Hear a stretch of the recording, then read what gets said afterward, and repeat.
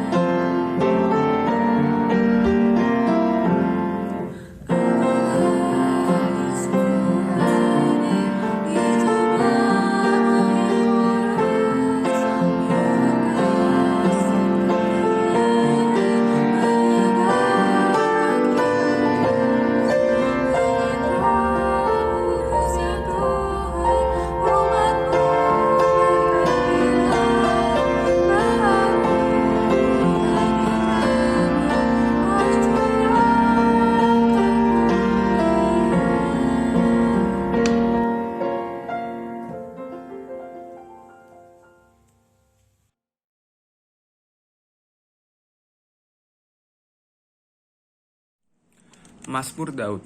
Tuhan adalah gembalaku, takkan kekurangan aku.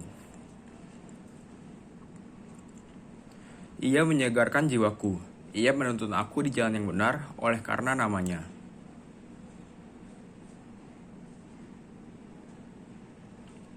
Engkau menyediakan hidangan bagiku di hadapan lawanku. Engkau mengurapi kepalaku dengan minyak, pialaku penuh melimpah. Kebajikan dan kemurahan belaka akan mengikuti aku seumur hidupku, dan aku akan diam dalam rumah Tuhan sepanjang masa.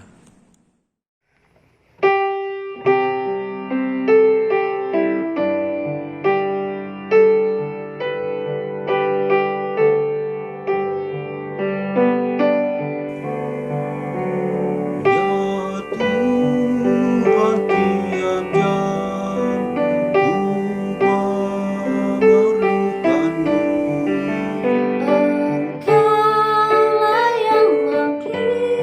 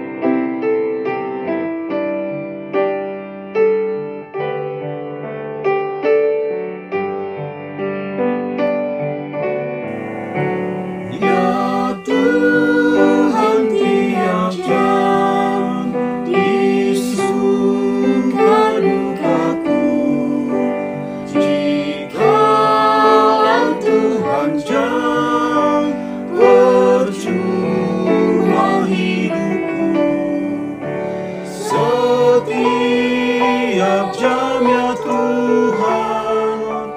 Jika ku perlukan, ku datang juru selamat, berkatilah.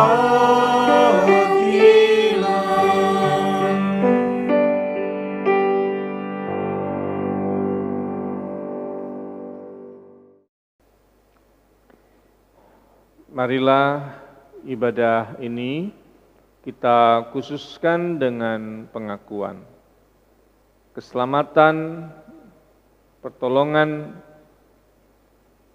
kekuatan kita berasal dari Tuhan yang menciptakan langit dan bumi.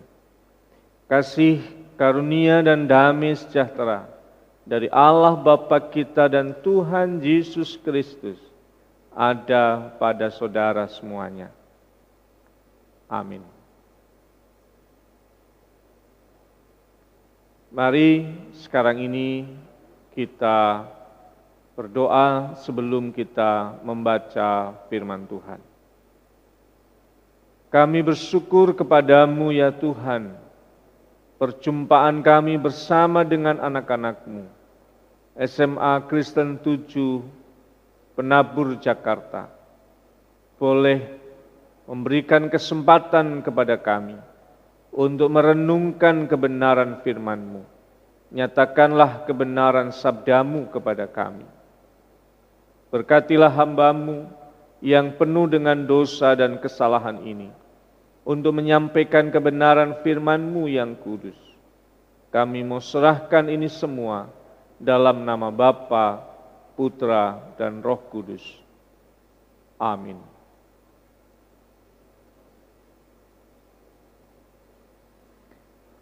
Bacaan sabda Tuhan di kesempatan ini terambil dari kitab Kejadian 28 ayat 10 sampai dengan yang ke-17. Maka Yakub berangkat dari Betseba dan pergi ke Haran. Ia sampai di suatu tempat dan bermalam di situ karena matahari telah terbenam. Ia mengambil sebuah batu yang terletak di tempat itu dan dipakainya sebagai alas kepala. Lalu berbaringlah dirinya di tempat itu. Maka bermimpilah ia. Di bumi ada didirikan sebuah tangga yang ujungnya sampai di langit. Dan tampaklah malaikat-malaikat Allah turun naik di tangga itu. Berdirilah Tuhan di sampingnya dan berfirman, Akulah Tuhan Allah Abraham, nenekmu dan Allah Iskak. Tanah tempat engkau berbaring ini akan kuberikan kepadamu dan kepada keturunanmu. Keturunanmu akan menjadi seperti debu tanah banyaknya, dan engkau akan mengembang ke sebelah timur, barat, utara, dan selatan. Dan olehmu serta keturunanmu semua kaum di muka bumi akan mendapat berkat. Sesungguhnya aku menyertai engkau dan aku akan melindungi engkau kemanapun engkau pergi, dan aku akan membawa engkau kembali ke negeri ini. Sebab aku tidak akan meninggalkan engkau, melainkan tetap melakukan apa yang kujanjikan kepadamu. Ketika Yakub bangun dari tempat tidurnya, berkatalah ia, Sesungguhnya Tuhan ada di tempat ini, dan aku tidak mengetahuinya. Ia takut dan berkata, Alangkah dahsyatnya tempat ini. Ini tidak lain dari rumah Allah. Ini pintu gerbang surga. Yang berbahagia ialah mereka yang mendengar firman Tuhan dan yang memelihara dalam hidupnya sehari-hari. Sahabat yang dikasihi oleh Tuhan Yesus Kristus, bacaan kita menceritakan bagaimana Yakub yang sedang melarikan diri dari kakaknya yang siap membunuhnya. Karena ada peristiwa di mana Yakub menipu, memanipulasi kakaknya untuk mendapatkan berkat hak surga.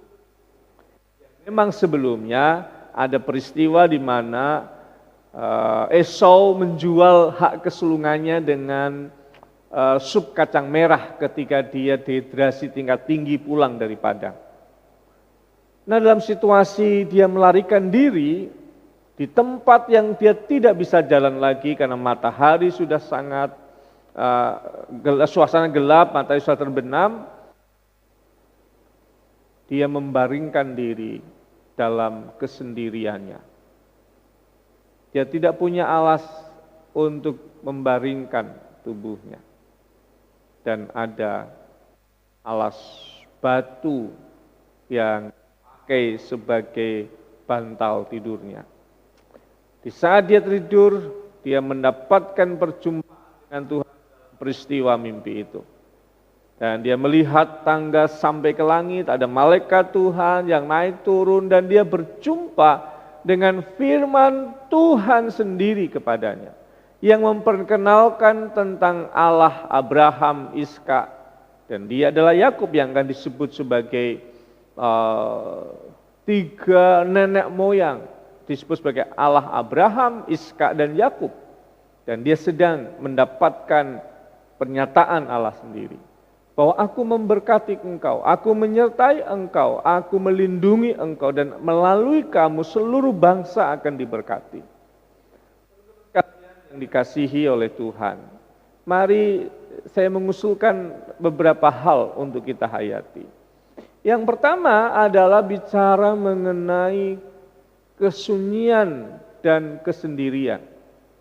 Apakah betul bahwa kita mengalami kesunyian di masa yang begitu ramai ini? Bisa saja. Bisa saja kita sedang bersama-sama dengan yang lain dalam seluruh kesibukan kita. Bersama dengan teman-teman dalam media sosial yang begitu hiruk pikuk dan ramai ini. Tapi kadang-kadang di satu saat kita begitu sepi sekali. Kita merasa tidak mendapatkan cukup perhatian. Kita begitu ramai di media, begitu sibuk, banyak, bahkan termasuk di rumah, tetapi hati kita begitu sepi dan tidak ada yang lain. Tapi kita tahu, di saat kita sendirian dan sepi, di situ kita sebenarnya sedang bersama dengan Tuhan. Tidak ada ruang di mana kita sendiri. Yang ada adalah kita dan Tuhan di saat kita sendiri. Jadi usul saya yang pertama adalah tidak ada ruang di mana kita sendiri. Selalu ada Tuhan yang sedang bersama dengan kita. Di saat kita mengalami kesusahan, di saat kita mengalami masalah, di saat orang lain tidak ada bersama dengan kita, atau bahkan orang tua kita tidak bersama dengan kita, nggak ngerti hati kita. Di situ Tuhan ngerti persis hatimu. Tuhan tahu persis apa yang kamu rasakan. Tuhan bersama dengan kita, bersama dengan engkau dalam setiap situasi di mana kamu sendirian di situ. Hal kedua yang saya usulkan adalah bicara mengenai pergumulan dari Yakub itu sendiri. Jadi Yakub yang sedang tidur dengan alas batu itu adalah orang yang sedang mengalami masalah karena masa lalunya dan karena masa depan yang dia nggak ngerti. Jadi apa masalahnya? Masa lalunya adalah dia dikejar oleh Esau untuk dibunuh. Dia melakukan manipulasi di belakang waktu di masa lampaunya dan itu membuat masalah di masa sekarang. Dan itu persoalan yang dihadapi oleh Yakub. Jadi ketika dia sedang mengalami kesendirian, dia sedang mengalami masalah karena dia sebenarnya disebabkan karena tindakannya di masa lampau yang berdampak pada kehidupan yang sekarang. Yang kedua adalah dia punya masalah ke depan. Dia punya problem masa depan yang dia nggak ngerti bagaimana untuk mengelolanya. Bayangkan Yakub itu beda dengan Esau. Esau suka tinggal di padang, si Yakub suka tinggal di kemah. Esau suka berburu, Yakub suka memasak. Dia jarang meninggalkan tenda, dia jarang meninggalkan kenyamanan. Walaupun memang secara karakter dikatakan begini, dalam satu tulisan, Yakub yang suka tinggal di rumah itu, karakternya itu tenang, halus, lembut, beda sama Esau. Esau itu suka tinggal di padang, maka orangnya keras, dia orangnya berangasan, dia menggunakan kekuatan ototnya, bahkan dia bisa membunuh, atau bahkan dia bisa melakukan sebuah kejahatan tertentu. Jadi sebenarnya ngomong soal tempat ini bisa kita bicarakan ya. Di mana engkau menghabiskan waktumu? Disitulah engkau sedang membangun karakter hidupmu. Kalau engkau menghabiskan tempatmu, waktumu di lingkungan yang bagus, di situ sedang membangun karakter hidupmu. Tapi kalau kamu menghabiskan waktumu di tempat yang seperti padang gurun yang suka berburu, suka kekerasan, di situ kamu akan membangun hidupmu. Jadi bagian kedua yang saya usulkan adalah bicara soal problemnya Yakub tadi itu, di manakah engkau menghabiskan waktumu dan hidupmu. Karena di situ akan membentuk karaktermu dan membentuk masa depan. Nah sekarang masih berkaitan dengan problemnya si Yakub ini, ketika dia sendirian atas takutnya masa lampau yang membuat dia seperti ini, dan ketakutan masa depan karena dia tidak biasa ada di luar kemah, dia sedang mendapatkan perjumpaan dengan Tuhan. Di saat itu Tuhan hadir dan meneguhkan kembali akan kasih-Nya sama dia. Disitulah dia menemukan penyertaan Tuhan, kekuatan dan pertolongan Tuhan. Teman-teman, sahabat yang dikasih Tuhan, kebetulan saya mengajar kelas agama Kristen di UGM. Nah, ada satu topik yang istilahnya itu heropani. Heropani itu menemukan Tuhan dalam peristiwa-peristiwa harian yang kita hayati, ada misteri kehendak Allah, ada keagungan Tuhan yang terjadi dalam hidup. Nah, saya minta mahasiswa itu untuk menceritakan pengalaman-pengalaman pribadi mereka. Nah, ada seorang mahasiswi yang dia cerita tentang peristiwa ketika dia kecil. Ketika dia SD, saya lupa waktu itu kelas 5 atau kelas 4, saya agak lupa ininya. Itu peristiwa di mana gempa bumi di Jogja terjadi. Berarti tahun 2006 ya. 2006 memang ada gempa bumi besar di Jogja, dan anak ini, karena gempanya itu jam 5 lebih gitu, jadi masih sangat pagi, anak ini diantar bapaknya ke sekolah. Seperti biasa kalau bapaknya pergi kerja sambil bawa dia, diantar ke sekolah. Ketika di sekolah, gerbangnya masih tutup, dikira agak kebagian aja gitu. Anak itu ditaruh di sekolah itu, bapaknya pergi. Tiba-tiba ada isu tsunami. Jadi waktu itu berita besar, ada tsunami. Saya sendiri mengalami kepanikan. Karena infonya itu dari Bantul, tsunami sudah besar sampai mulai mendekati kota Jogja. Anak ini ada di kota Jogja. Dan kemudian bahkan yang Sleman sudah dengar kalau kota sudah terendam oleh tsunami. Wow, jadi yang Sleman pergi lagi ke Magelang. Jadi dari Bantul ke kota, yang kota ke Sleman, yang Sleman ke Magelang, yang Magelang ke Semarang. Nah, Semarang yang balik ke Jogja. Loh, ada apa ini gitu. Jadi peristiwanya gitu. Nah, anak ini di sekolah di kota Jogja itu dalam keadaan yang panik dan chaos, dia nggak ngerti pokoknya ngikut orang atau dibawa orang dia nggak ngerti, dia nggak terlalu ingat itu, karena situasinya panik. Sampailah dia di Sleman, itu di lapangan, namanya lapangan Denggung, itu di dekat kota lah, kotanya Sleman gitu. Dia sampai siang hari di sana. Dia nggak ngerti, nggak kenal orang, dia masih kecil, anak perempuan, bingung semuanya. Di saat itu, dia ketemu dengan seorang penjual cilok yang biasa mangkal di depan sekolahnya dia. Dia biasa beli cilok sama emang-emang cilok itu.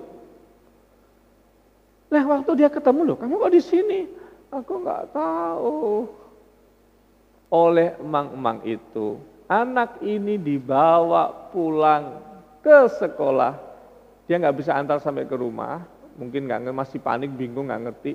Dan akhirnya sampai di sore hari, orang tuanya menemukan dia, mungkin sudah seharian putar-putar di mana, kembali ke sekolah dan ditemukan dia. Pengalaman itu luar biasa bagi dia. Dia sangat menghayati dalam kesendirian, di dalam ketakutan, baik apa yang ada di masa lalu maupun apa yang ada di masa depan, ada Tuhan yang hadir yang menyatakan penyertaan dan kasih-Nya. Berupa sosok emang-emang tukang cilok. Tuhan hadir dengan caranya dia untuk menolong anak ini. Dan kemudian dia bisa ketemu dengan orang tuanya, dia melanjutkan hidupnya, dan perjumpaan saya dengan seorang mahasiswi yang ada di UGM. Saya yang mengusulkan adalah, mari rasakan pengalaman-pengalaman hidup kita. Di saat kita mengalami persoalan, ketakutan masa lalu atau ketakutan masa depan atau kesendirian yang mencekam,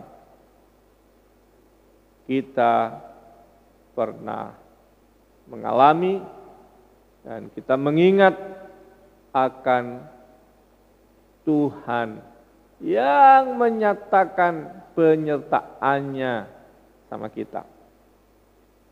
Saya, Pendeta Sundoyo, Pendeta GKJ Brayat Kinasi di Yogyakarta, bersyukur untuk perjumpaan kita ini, dan saya mengusulkan beberapa hal tadi supaya kita boleh belajar akan kebenaran firman Tuhan.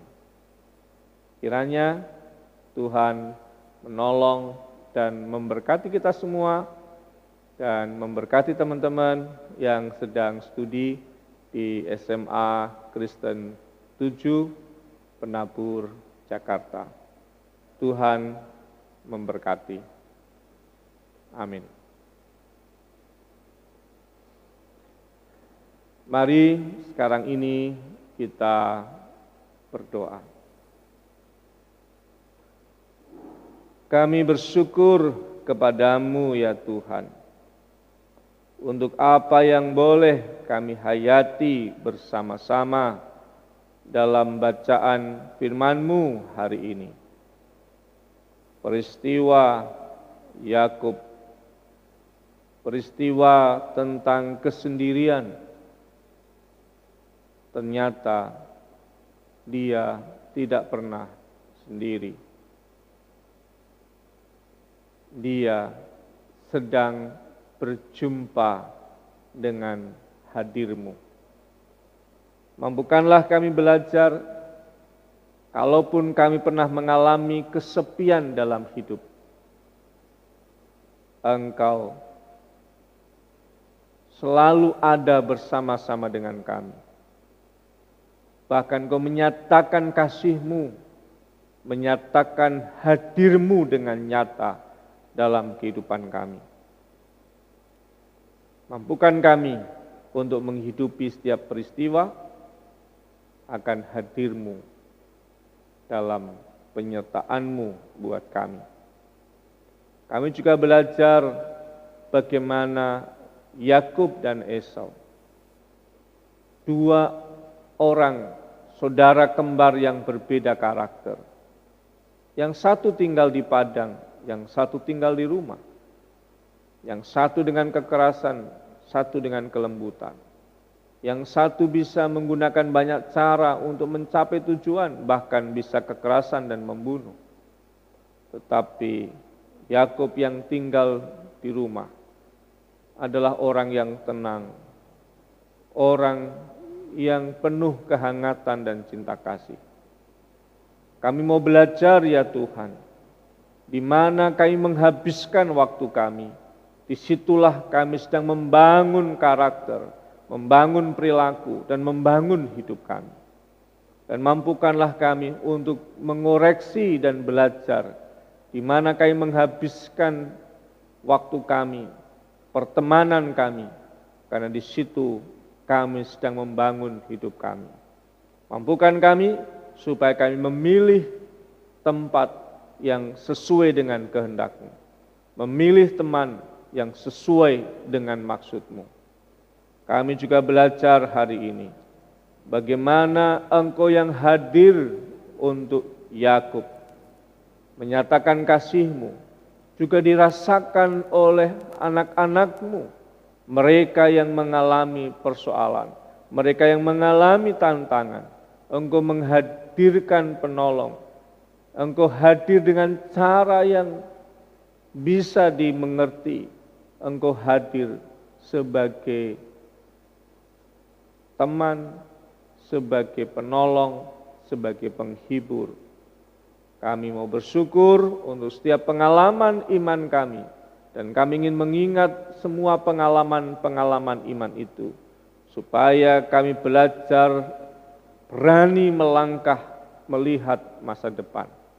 Berkatilah teman-teman kami yang sedang studi sekarang ini. Berkatilah seluruh sivitas di sekolah dalam tata cara pembelajaran yang baru.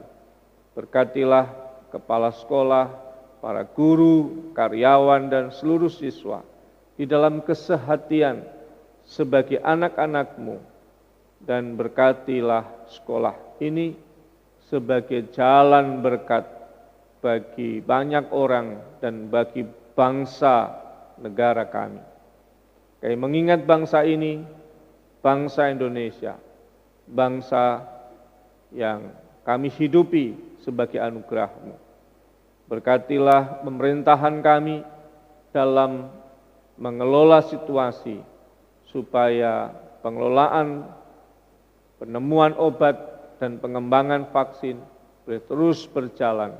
Berkatilah para ilmuwan yang mengupayakan, berkatilah setiap orang dalam pengambilan kebijakan, supaya mereka hidup dengan benar, dengan jujur dan adil, supaya setiap berkat yang ada betul-betul memberkati bangsa dan negara kami ini. Kami mau serahkan semuanya ini dalam kemurahan kasih-Mu, Tuhan kami, Yesus Kristus, yang sudah mengajar kami berdoa.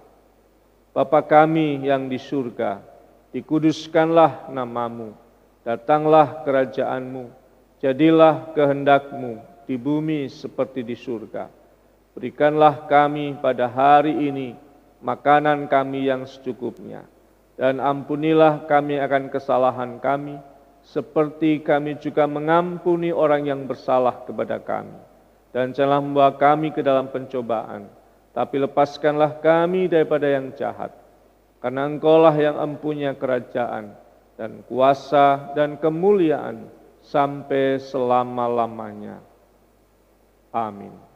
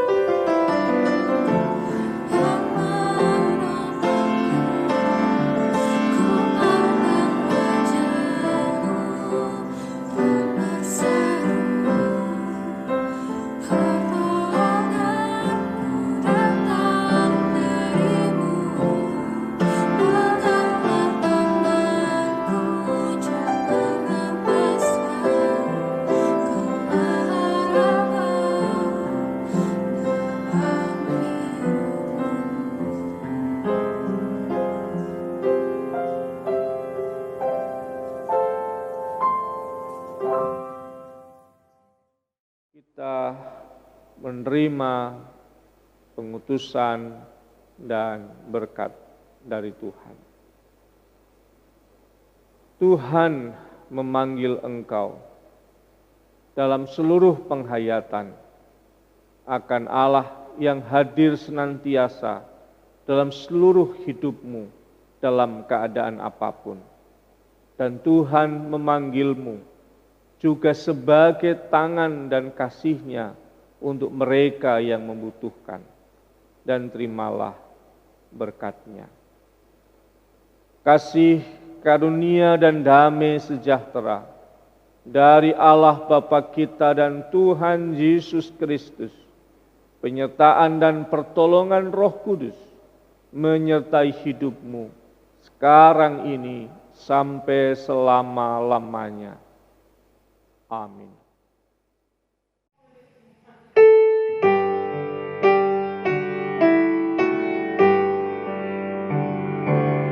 Bapa, terima kasih.